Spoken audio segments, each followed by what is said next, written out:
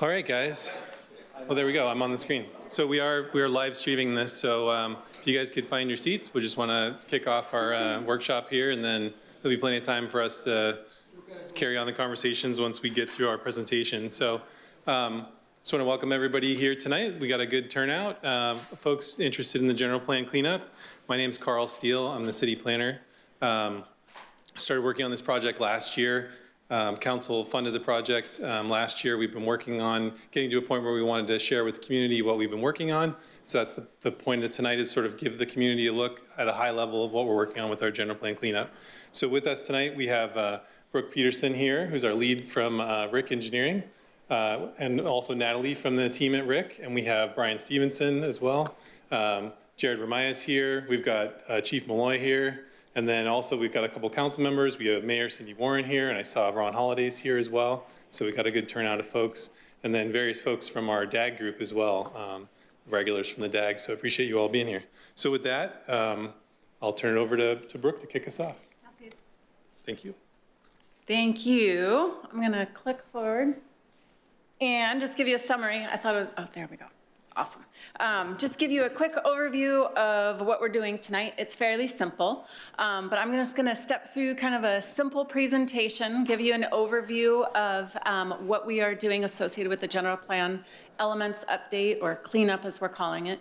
And then we've got boards, as probably most of you have already seen. We've got boards in the back that allow you to kind of look at more detail at the items that I'm going to give an overview on. So, Carl already did introductions, so I'm just going to keep going. We are here to go over the general plan elements update or cleanup. And I just wanted to kind of touch on why. Why is the city needing to do this? Because the last update of the general plan is not that old. It was completed in 2020. But there's been a lot of legislative changes that have happened since then. So there's a lot of state law regulations that require some updates. And then you've had a number of development approvals that we want to integrate into the land use plan, and then just make some consistency updates between some of your ordinances and the general plan itself. So here's just kind of an overview of which elements we are touching or updating. So land use element, like I mentioned, there's a number of development approvals and legislation. We'll be updating and cleaning up some of the circulation network. We're going to look at safety. There's particularly, in terms of the state legislation, there's been a particular high number of updates and legislative changes to the safety element. And we're going to look at the noise ordinance, the noise element, bring some consistency between those two. And then we're also looking at some updates to the recreation and open space element. So here's just a quick overview of the process. We have started in on kind of the background and research. We've just started looking at what the updates themselves might be. So we're going to go through primarily tonight, go through the land use element detail, and then just touch on, sort of summarize some of the changes to the other elements. But we're going to, from tonight's input, hopefully we get some good feedback from you. We're then going to draft the actual elements. We'll draft those, and then we're also going to be doing an update to the climate action plan, and the climate action plan update will be kicking off shortly. We'll then need to do environmental compliance or CEQA compliance. We'll be preparing an EIR addendum, and that's an addendum to the 2020 EIR. And then we'll take that to Planning Commission and Council for approval. So just to quickly touch on the updates to the land use element. So primarily, there are a couple updates required related to the zoning consistency. So AB, I'm going to get the 821, requires careful alignment and consistency between your zoning code and the general plan, land use plan, and the designations. So we'll be going through the element and updating the density and the intensity of the land use designations to better correlate and better tie them to the zoning ordinance. And then a recent bill that was adopted is AB 98, which governs the siting, location, and truck routes surrounding warehousing and distribution. There has been, as you probably well know, a preponderance and just a massive expansion of that in this area. And so there's been a lot of legislation to look more carefully at how that happens.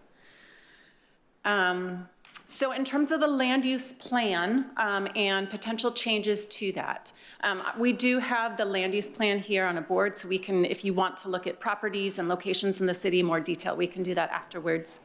But just to sort of give an overview of what those updates are, one of the primary updates is updating, kind of revising some of the open space areas and actually converting a number of properties to open space. And then also looking at converting some of the commercial properties, primarily office, to multifamily in order to better accommodate and better serve needs for housing. We'll be changing a few properties to mixed use and better aligning. That's one of the primary areas where we'll be better aligning the zoning code and the land use element. And then there's just a couple areas where we are going to be modifying the civic and institutional to allow for the conversion of properties for emergency preparation. So here's just a map showing some of those land use changes. Those are in the back in more detail. Again, they are revising some of the land uses to convert to open space, and then a couple of the others I mentioned. I just want to touch on those open space changes. So the primary driver for those is that RCA really has an acquisition strategy to compile a very large area, up to 500 acres, of preserved habitat in order to provide for better linkages, better habitat, natural habitat preservation. And so there's a number of the areas of the city where we are making some conversions to that open space to better support that strategy. Related to the circulation element, as I mentioned, we have the legislative bill that was passed, AB 98. So as I mentioned, it relates and governs some changes to truck routes. And so we'll be looking at aligning and basically designating truck routes in the city. And then we'll also be making we're looking at making a number of changes to the roadways, really to actually potentially downgrade their capacity and their size in areas where, if the traffic model that we will be running supports it, so that we are not necessarily overbuilding the roadway either from an experience standpoint or from a city cost perspective. Looking at the safety element changes, there are a number of changes, as I mentioned, primarily due to evacuation route planning. So CAL FIRE now is required or does a review of each city's safety element. And there's evacuation routes there's a prescribed required checklist on how a city needs to go about assigning and planning for those routes. And there needs to be an exhibit in the safety element now that specifies those and really clearly sets those out. Those are going to be kind of carefully tied both in the circulation element and in the safety element. CAL FIRE releases fire hazard severity maps, so they have just released updated fire hazard severity maps, so we'll be reflecting and updating those. And then there's also some FEBA flood planning that we need to incorporate. And then related to climate change and extreme heat, we're going to be kind of integrating and looking at where some of the policies need to be updated and citing locations to account for extreme heat potential. Looking at the noise element, as I mentioned, we're looking at the circulation network and kind of potentially downgrading some of the roadways. And then there are a couple areas, primarily where the city has approved to Murrieta Hills, that we're going to be adding roadways. So there are just some changes that need to be made to the noise contours, which are those areas of sort of impact of noise along the roadways that occur, that we'll need to update in order to be consistent with the circulation network. So general plans, all of the different elements of the general plan are required to be consistent, 100% consistent with each other. So where we make a change to land use or circulation, that needs to be updated in the elements and vice versa. Changes to recreation and open space, as I've kind of walked through, there's a number of open space changes. We want to reflect that. And then your city is just completing a Parks and Rec master plan update, and so we want to incorporate that and look at the opportunities for that. Looking at the lighting ordinance, the city's lighting ordinance is somewhat outdated, and then there's just a number of areas where it really will help, particularly city staff, better align what kind of signage and what kind of lighting requirements we want to require in order to preserve dark skies, in order to preserve some of the differences that have happened in lighting strength and how much impact there is, and so we want to assign some better standards to that. There's a number of areas where there's basically not standards prescribed in the lighting ordinance, and so we want to incorporate and add those in. And then there's also just a number of sort of energy saving and just updated technology advancements that have happened, and we want to account for that in the lighting ordinance. So just related to outreach that we're doing on these, the element cleanup, tonight is our primary outreach, and then we're going to also be meeting with some stakeholders and doing a stakeholder roundtable, talking with them. And then when we get to the draft climate action plan, we'll also be doing kind of a specific workshop on the climate action plan updates. And that's it for my presentation. I am happy to answer questions. We also can answer really detailed questions at the boards. All of us from both the city and Rick will be in the back. Brian's gonna be at the circulation element board. So if you have detailed questions that you wanna kind of ask while looking at the boards, we'll be up there. That's it. Thanks, Brooke. Thanks, Brooke, appreciate that.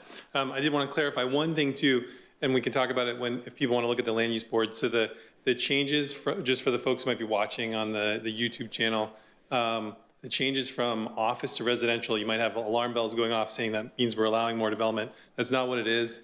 It relates to existing projects on the ground that have office zoning underneath them, but the projects are built projects that we have in the city. And so it's just aligning the zoning with the built environment. That's all it is.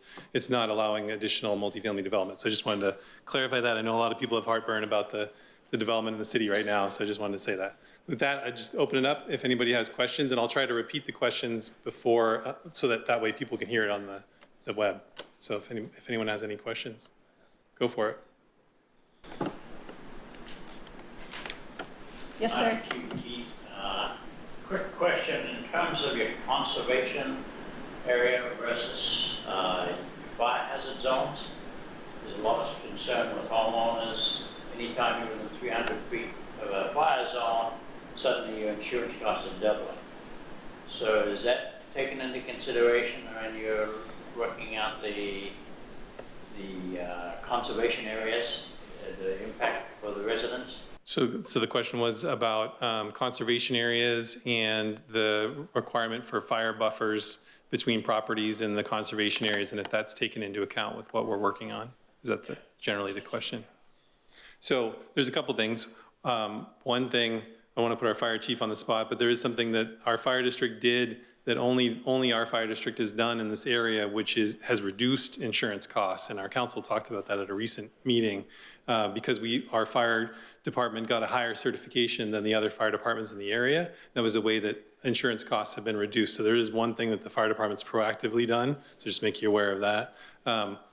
It is something that we look at sort of on a higher level, not on like a property by property level, but there is a level to looking at where do we have open space and where do we put residential development. And so, for example, one of the reasons why we're doing the cleanup is we're adding the Murrieta Hills development that was annexed into the city.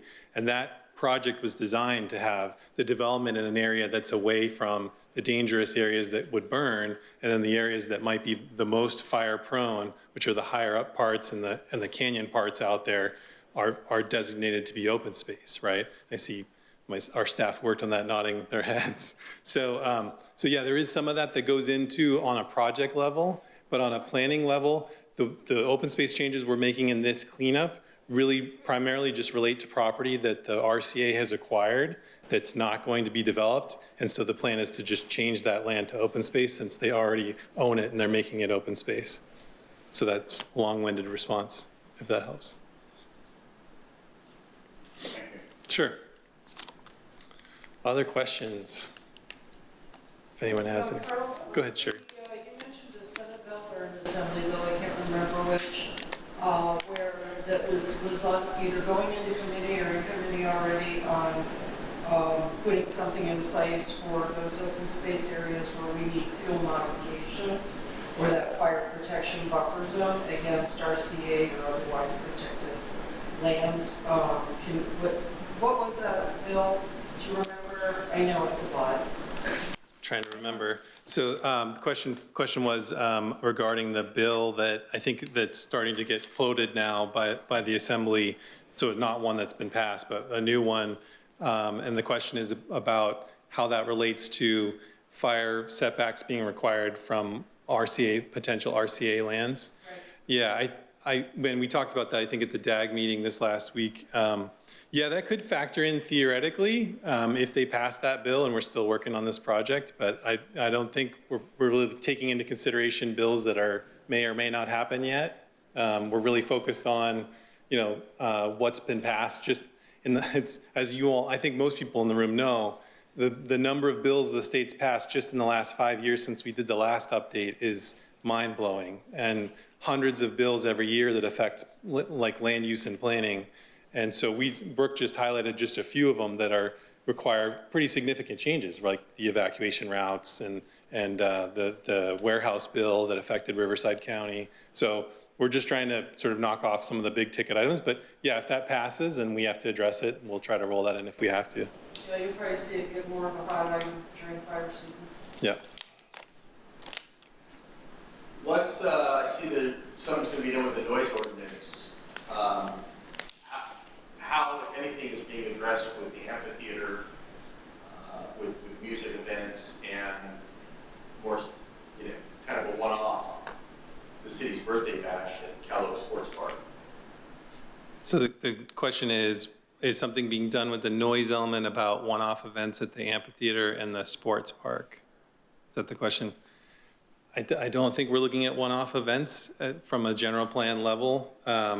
Primarily what we're looking at the noise element, and we can look at the board together.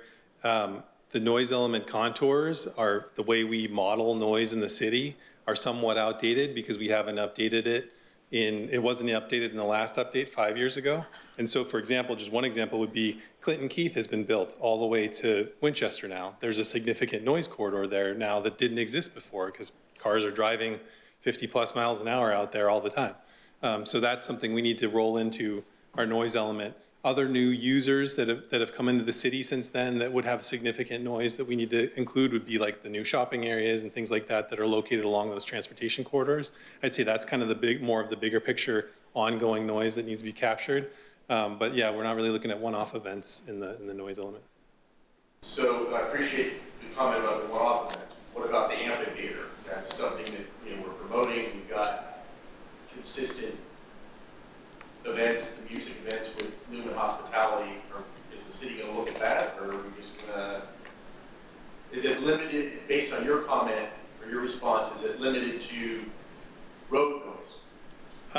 It's not just limited to road noise, but it's limited to what's covered by the noise element, which isn't really a concert at the amphitheater in a one time a year or 3 times a year or 4 times a year. It's really looking more at ongoing noise and where that ongoing noise source is. And so a common thing for people to understand is, I know we tend to bring it up, is traffic, right? And the freeway, right? Because you can hear the freeway all the time, every day, right? So that's consistent noise that we deal with.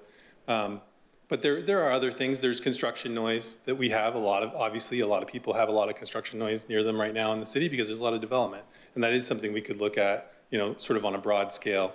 But it needs to be more like, across a broad space related to the general plan.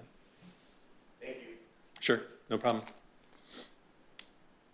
Just a question.